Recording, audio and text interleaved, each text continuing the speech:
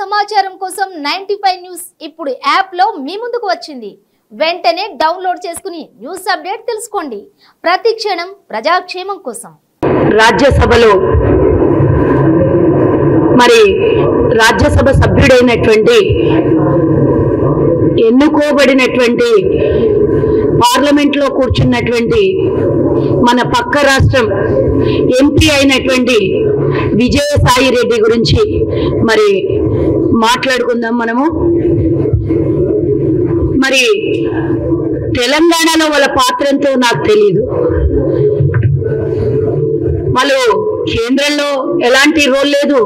ఒక్క రాష్ట్రంకే ఒక ప్రాంతీయ పార్టీగా ఉన్నటువంటి వాళ్ళు ఈరోజు పార్లమెంట్ లో పక్క రాష్ట్రం గురించి మాట్లాడాల్సినటువంటి అవసరం ఎందుకు వచ్చిందో కూడా అర్థం కానటువంటి సందిగ్ధంలో ఉన్నటువంటి ప్రతి ఒక్కరు కూడా దీంట్లో భాగంగానే ఈ రోజు ఉదయం ఆయన మాట్లాడినటువంటి మాటలు ఒక కాన్స్టిట్యూషన్ కి విరుద్ధంగా, చట్టానికి విరుద్ధంగా, రాజ్యాంగానికి విరుద్ధంగా ఆయన మాట్లాడినటువంటి చట్టసభల్లో కూర్చొని, నిండు సభలో కూర్చొని మాట్లాడినటువంటి విషయము చాలా బాధాకరమైనటువంటి విషయం. ఈరోజు తెలంగాణ ప్రజలందరూ దీన్ని గమనిస్తున్నారు. దాని విషయంలోనే ఈరోజు ఉదయం జూబ్లీ హిల్స్ పోలీస్ స్టేషన్ లో, అలాగే బంజారాహిల్స్ పోలీస్ స్టేషన్ లో నేను కంప్లైంట్ ఇవ్వడం జరిగింది.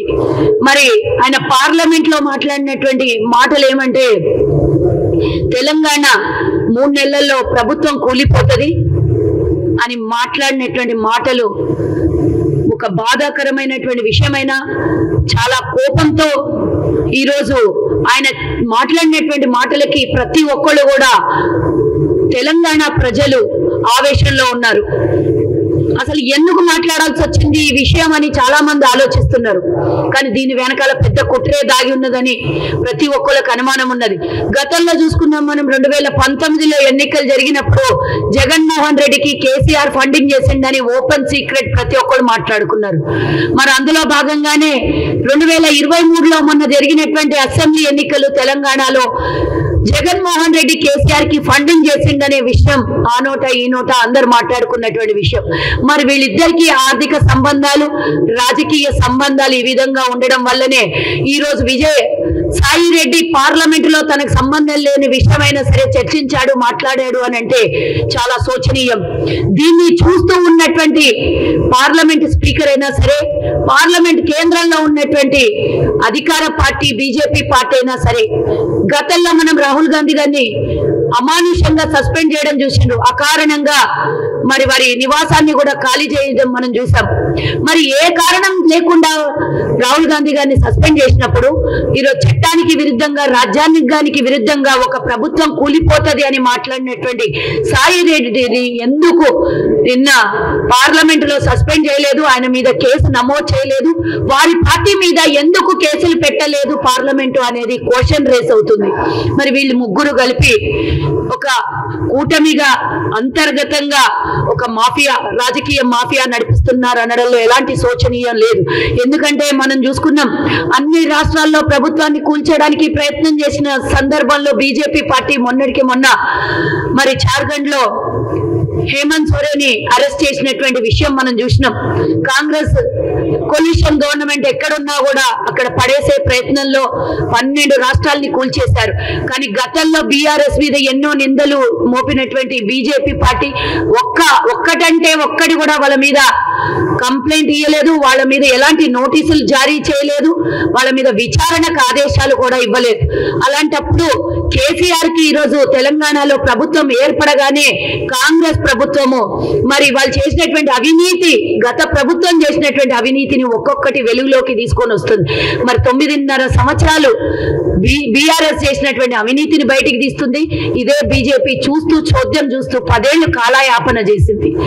ఇలాంటి సమయంలో ఈరోజు వాళ్ళకి సపోర్ట్ చెయ్యరు అని ఎందుకు అనుకోవాలి? డెఫినెట్ గా వాళ్ళు 12 రాష్ట్రాలని కూల్చేటప్పుడు ఆ డిఎన్ఏ వీళ్ళ లోపల జర్రింటది, ఆ అంటువ్యాధి వీళ్ళకు కూడా అంటించి ఉంటారు.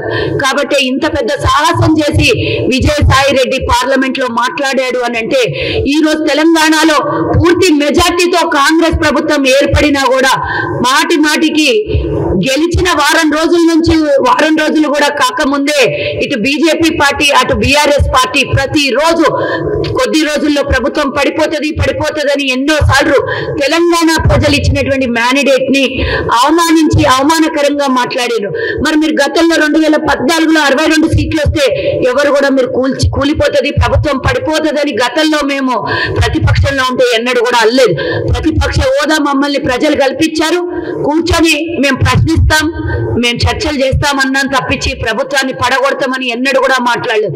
మరి వారికన్నా 3 సీట్లు అదనంగా వచ్చినటువంటి కాంగ్రెస్ ప్రభుత్వాన్ని పాడేస్తాం పడిపోతుంది అని మాటలు మాట్లాడుతుంటే 2 నెలలు కూడా కాకముందే మరి ప్రతిపక్షంలో కూర్చున్న వాళ్ళకి ఎందుకు ఇంత ప్రెస్టేషన్ అంటే అధికార దాహం, వాళ్ళు దాచుకున్నది దోచుకున్నది అంతా మళ్ళీ ప్రభుత్వం ఏర్పడితే పూర్తిగా నియంత పాలన చేయాలి, పక్క రాష్ట్రం సోదరుడికి జగన్మోహన్ రెడ్డికి వచ్చే ఎన్నికల్లో ఆయనకు సహకరించాలి అని కేసీఆర్ కుట్ర తప్పించి ఇంకొకటి కాదు అనడం లోపల ఈ రోజు విజయసాయి రెడ్డి మాట్లాడిన మాటలకు అర్థాలు ఉన్నాయని, మరి ఇలాంటి మాట్లాడినటువంటి విజయసాయి రెడ్డికి ఇమీడియట్ గా ఎఫ్ఐఆర్ బుక్ చేయమని మేము కంప్లైంట్ ఇచ్చాం. ఆ కంప్లైంట్ మరి వాళ్ళు సాధారణంగా మమ్మల్ని గౌరవించి కంప్లైంట్ తీసుకోవడం జరిగింది 2 పోలీస్ స్టేషన్లలో. మరి ఈ రోజు నేను ఈ కంప్లైంట్ ఇచ్చాను. ఉదయమే ఎలా మాట్లాడతారు, అనుచితమైనటువంటి మాటలు, ప్రభుత్వాన్ని కూల్చేసే మాటలు, మరి ఇదొక సిండికేట్ లాగా తయారయ్యి తెలంగాణ ప్రభుత్వాన్ని కూల్చేస్తారనే మాట మాట్లాడడం రాజ్యాంగబద్ధంగా చాలా తప్పు, ఇది ప్రమాదకరం కూడా అని మేము కంప్లైంట్ చేయడం జరిగింది.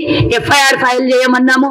ఆ తర్వాత మరి వీళ్ళు గతంలో ఫండింగ్ చేసుకున్నటువంటి వీళ్ళు ఇప్పుడు ఈ ప్రభుత్వాన్ని కూల్చే పన్నాగంలో వీళ్ళిద్దరి మధ్యలో ఏ లావాదేవీలు కుదిరినాయో కోట్ల రూపాయలు, 100 కోట్లు, 1000 కోట్లు, మరి మాకు అనుమానంగా ఉంది. ఇంత పెద్ద కుట్ర పడ్డారు అంటే దీని వెనకాల ఆర్థిక లావాదేవీలు ఉంటాయనేది ఖచ్చితంగా మాకున్నటువంటి అనుమానాలు. కాబట్టి మేము ఎఫ్ఐఆర్ బుక్ అవ్వగానే మేము పార్టీ మొత్తం అందరము మరి రేపు పొద్దున దీని మీద సిబిఐ ఎంక్వైరీ వెయ్యాలని మేము అక్కడ కంప్లైంట్ కూడా చేయబోతున్నాము. ఆ తర్వాత ఈడీకి కూడా ఈ కేసుని మేము డెఫినెట్ గా అక్కడ కంప్లైంట్ చేస్తామని కూడా తెలియజేస్తున్నా. తెలంగాణ ప్రజలు ఇచ్చినటువంటి ఈ మ్యాండేట్ ని ఎవరు కూల్చే ప్రయత్నం చెయ్యలేరు. ఇది పటిష్టంగా తెలంగాణ ప్రజల ఆత్మగౌరవం, ప్రజాపాలన, ప్రజల కోసం ఏర్పడినటువంటి ప్రభుత్వం కాంగ్రెస్ ప్రభుత్వం. అన్ని పథకాల్ని ప్రజల వద్దకు చేరవేస్తున్నటువంటి ప్రభుత్వం. కాబట్టి ఈ ప్రభుత్వాన్ని కనీసం ముట్టాలి అంటే కూడా భయపడే రోజులు రావాలి. ఇలాంటి మాటలు మాట్లాడిన వాళ్ళకు అంటే ఇమీడియట్ గా వీళ్ళ మీద యాక్షన్ తీసుకోవాలి. విజయసాయి రెడ్డిని అరెస్ట్ చేయాలి. దీని వెనకాల ఉన్నటువంటి కుట్రని బయటికి తీయాలి.